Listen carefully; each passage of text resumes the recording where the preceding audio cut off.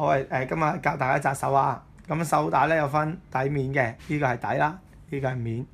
咁笠住手指公先，落去手腕嘅位置，會喐呢個位保護手腕嘅。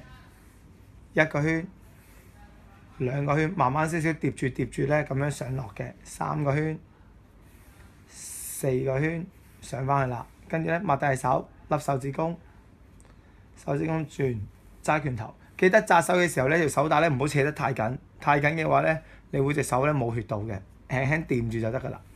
抹大手，跟住保護手指指骨位置，拳鋒，條手帶有一個拳鋒喺中間。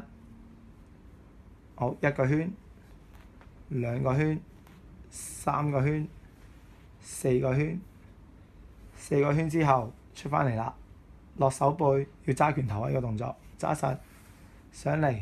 去中間嘅手指，令到咧呢個箭咧冇咁容易鬆走位。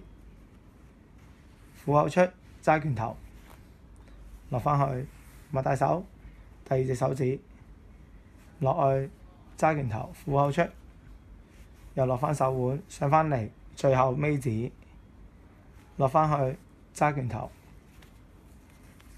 剩翻呢個位咧，大約一個圈左右咧係最好嘅。咁啊